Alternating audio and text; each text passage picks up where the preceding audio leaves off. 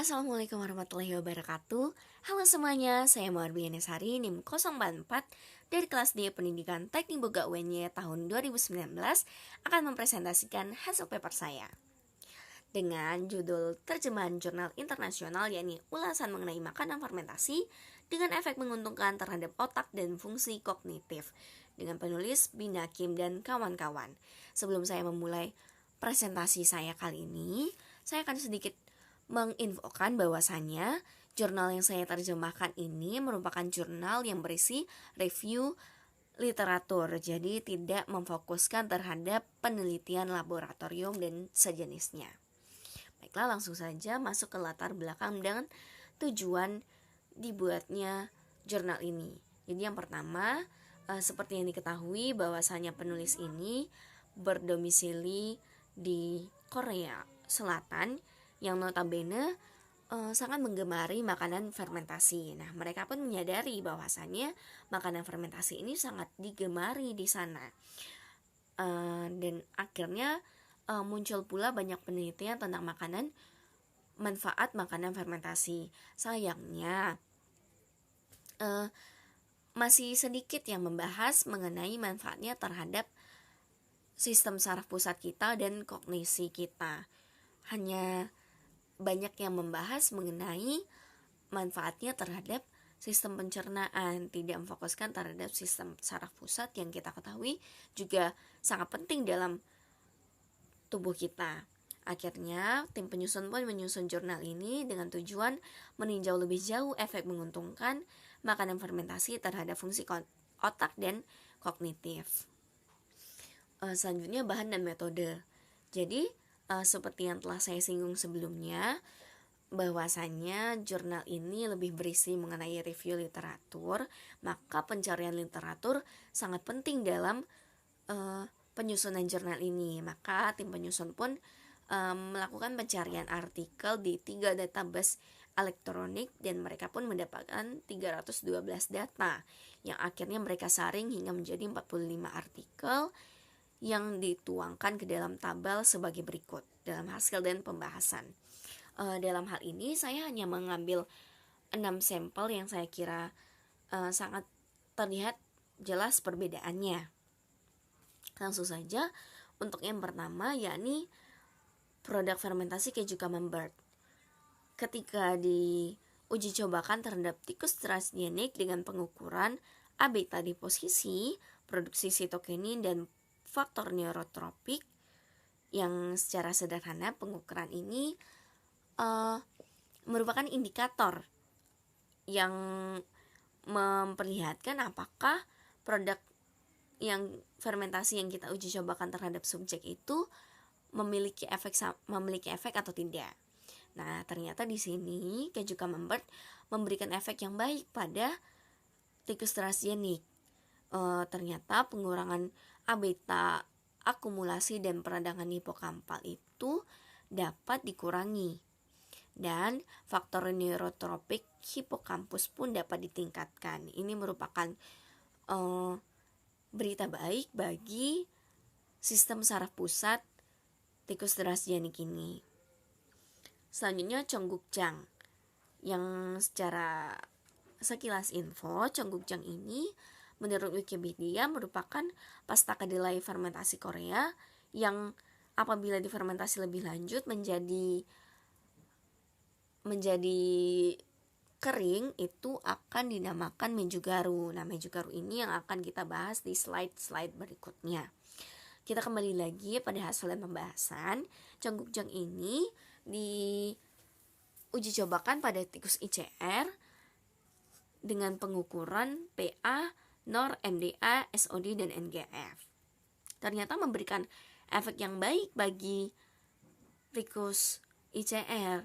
Ketika tikus ICR itu diberi obat TMT, obat ini merupakan obat yang cukup besar efeknya terhadap tikus.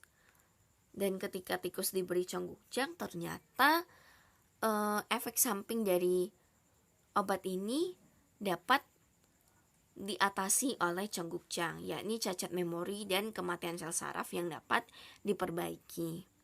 Jadi di sini Sampai sejauh ini dapat kita ketahui bahwa ternyata makanan fermentasi memberikan efek baik bagi tubuh kita, terutama pada sistem saraf pusat. Nah, untuk ginseng fermentasi dan ekstrak kimchi bisa teman-teman baca sendiri. Juga tempe dan susu kedelai bisa dibaca sendiri. Nah, di sini yang akan saya jelaskan adalah bagaimana sih produk fermentasi itu bisa baik bagi otak kita. Kenapa makanan fermentasi itu bisa baik bagi sistem saraf pusat. Nah, di sini saya ambil contoh yakni Mejugaru tadi yang setelah saya singgung, yakni fermentasi kacang kedelai oleh Lactobacillus pentosus verplantarum C29. Nah, di sini dimulai ketika tikus diuji coba dengan skopolamin yang merupakan jenis obat yang cukup berbahaya efeknya, cukup besar efek sampingnya terhadap tubuh. Nah, ketika obat itu mulai bekerja, tikus pun diberi ekstrak fermentasi, diberi ekstrak fermentasi kacang kedelai, dan ternyata hasilnya memuaskan. Ekstrak fermentasi dapat menghambat dan membalik efek samping yang buruk dari skopolamin. Alhasil, aktivitas ACHE pada tubuh tikus pun dihambat. Nah, aktivitas ACHE ini sendiri merupakan reaksi keracunan yang ternyata dapat dihambat oleh ekstrak fermentasi kacang kedelai. Alhasil, memori tikus pun terlindungi dari kerusakan. Nah, di sini akan dijelaskan mekanisme potensial yang mendasari kemanjuran makanan fermentasi. Jadi, hal-hal apa sih yang mendasari makanan fermentasi itu sangat baik bagi sistem saraf pusat kita. Nah, yang pertama di sini yakni karena makanan fermentasi ini telah terjadi modulasi konstituen kimia, yakni perubahan kandungan kimiawi berupa peningkatan bioaktif peptides, peningkatan fitokemikal, dan efek neuroprotektif. Nah, zat-zat baik yang meningkat dalam makanan fermentasi ini pun ketika dikonsumsi akan diserap oleh epitel usus kita dan berlangsung ke tahap selanjutnya. Di sini hal yang mendasarinya yang kedua adalah perubahan neurokimia yang merupakan molekul yang terlibat dalam aktivitas sistem saraf kita, yang tentunya ini sangat baik bagi tubuh kita. Selanjutnya di sini yang ketiga hal yang mendasari adalah HPA axis inhibition, yaitu penghambatan sumbu HPA yang baik bagi pengendalian stres dan pengendalian proses-proses tubuh lainnya dalam tubuh kita. Nah, disinilah tiga hal yang mendasari kenapa makanan fermentasi ini baik bagi tubuh kita, terutama bagi sistem saraf pusat. Selanjutnya kita masuk ke kesimpulan. Nah, kesimpulannya yang disimpulkan oleh penyusun yakni makanan fermentasi ini ternyata semakin populer di kalangan konsumen karena memiliki nilai pengobatan juga nilai pemasaran yang tinggi. Selain itu, makalah ini pun